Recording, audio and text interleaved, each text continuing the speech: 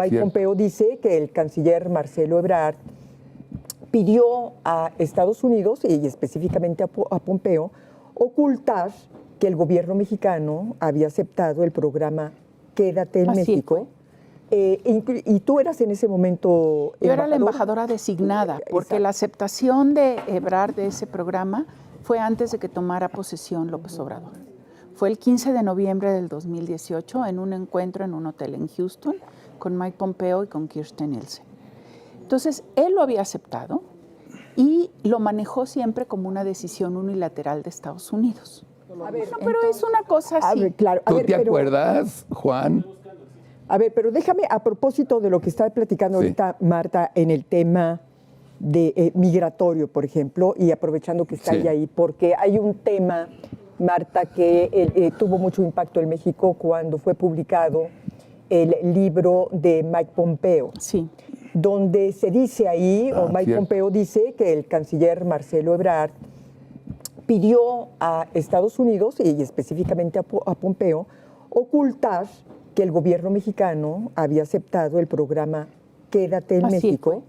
Y tú eras en ese momento Yo era la embajadora designada, porque la aceptación de Ebrard de ese programa fue antes de que tomara posesión López Obrador. Fue el 15 de noviembre del 2018 en un encuentro en un hotel en Houston con Mike Pompeo y con Kirstjen Nielsen. Entonces, él lo había aceptado y lo manejó siempre como una decisión unilateral de Estados Unidos. Entonces, eso causó muchas tensiones al interior del recién instalado gobierno del presidente López Obrador, porque había expertos como Tonatiuh Guillén, que ya lo ha dicho, que era el director del Instituto Nacional de Migración, que dijo claramente, México no puede aguantar en la frontera tantas personas, ¿sí? No podemos estar ahí, ¿sí? Y entonces esto es lo que...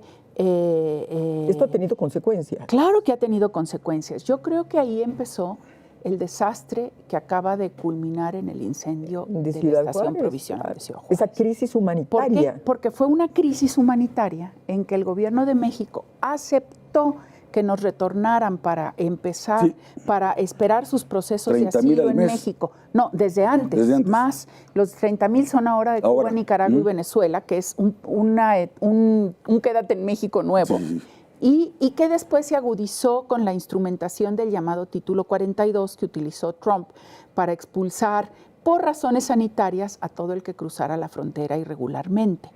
Entonces, simplemente de octubre de 2022, que empezó el año fiscal en Estados Unidos de 2023, a febrero de 2023, las cifras de Estados Unidos dicen que nos han regresado 891,000 personas. ¿Mexicanos y no mexicanos? Mexicanos y no mexicanos.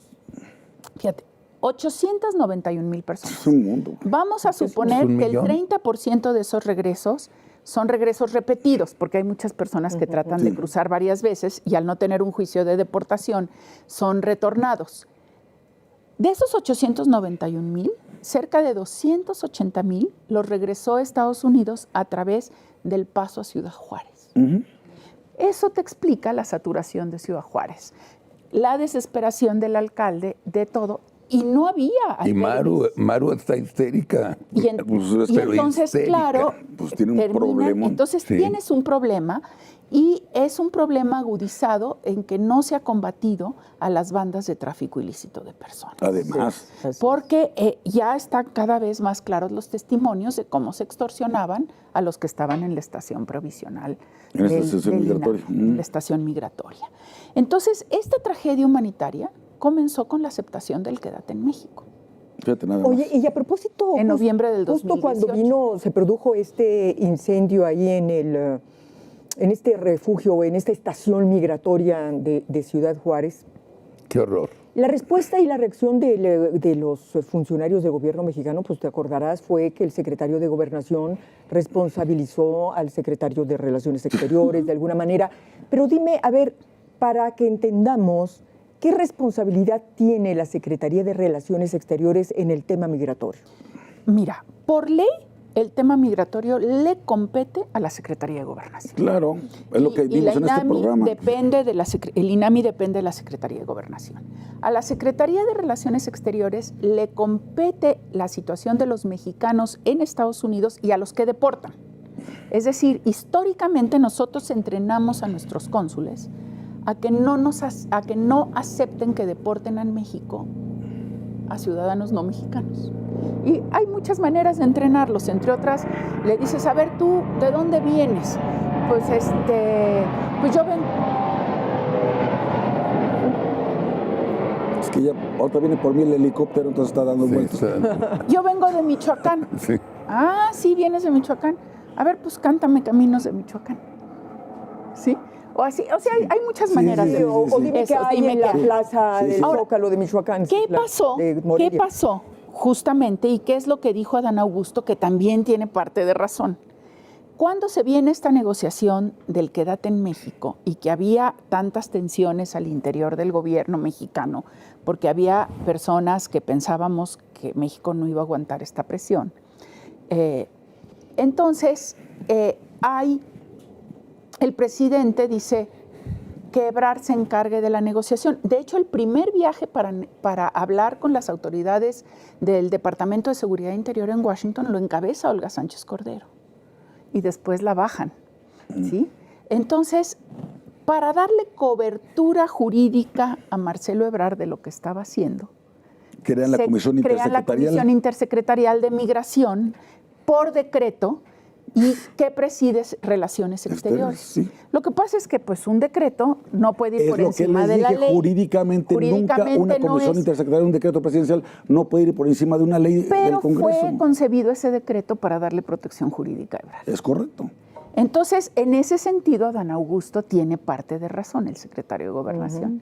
¿Por qué? Porque Gobernación, digamos que a partir de ese decreto, un poco saca las manos del tema migratorio, un poco, no del todo, pero las porque no puede por ley. Y las estaciones migratorias dependen de Gobernación y de INAMI. Marta, entonces, ese decreto pues tiene ya que darse por terminado, por concluido. Marta, yo quiero que nos explícale al público y a Carlitos Alarraqui, ¿qué hace México con 890,000 corridos? ¿Qué? Es decir, ¿qué hace el presidente municipal de Ciudad Juárez? ¿Qué hace la gobernadora de Chihuahua? ¿Qué hace el de Baja California o la de Baja California Norte? O sea, mira, les tienes que dar de comer, de tomar agua. No estamos preparados para eso. El problema es que el gobierno no solo no está preparado, sino que no ha hecho gran cosa. Todo se ha dejado a la sociedad civil, a los albergues que tienen en todas las ciudades fronterizas. Y eso es uno de los... La sociedad civil los ha hecho, la sociedad claro civil. Que sí, sobre todo las asociaciones religiosas. ¿Qué gobierno es este? ¿Qué entonces, inhumano? Ese es el problema. Horror. Ese es el problema. Sí. Que aceptamos algo para lo que no estábamos preparados. Ahora, también hay que decir que era, por ejemplo, los Estados Unidos llegaron a decir, bueno, es que establezcan campamentos de refugiados en la frontera norte.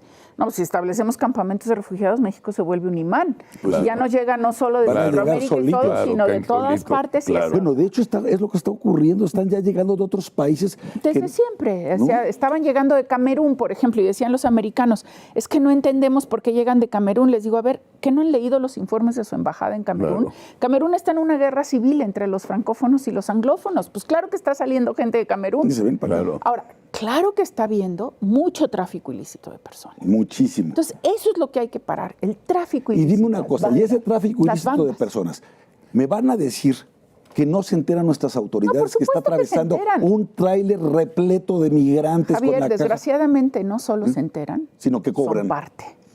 Yo no diría malditos que todas, miserables, porque hay de todo. No puede ser. Entonces, ¿cuánto eso les cobran? Es lo grave.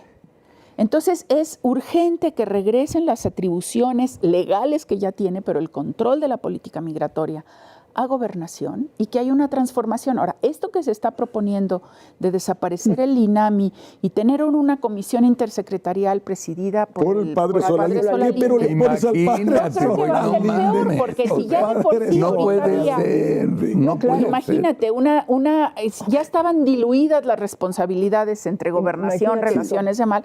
Con esta comisión y a las que se pretende invitar a los gobiernos de Centroamérica, no, o sea, que yo va a ser un desastre. No, es que y parte de la política migratoria de México es, le vamos a ir a dar dinero a El Salvador para que siembren arbolitos, el programa de vida, y ahí van nuestros impuestos, nuestro dinero para dárselo a El Salvador con la ingenuidad de que se van a poner a sembrar arbolitos y ya no se van a venir para acá. ¿Cómo no? A ver, Marta acaba de mencionar algo, dice, finalmente aquí uno de los puntos centrales en el tema de la crisis humanitaria que ha provocado este impresionante flujo migratorio es el tema de las bandas, de las tráfico bandas de personas.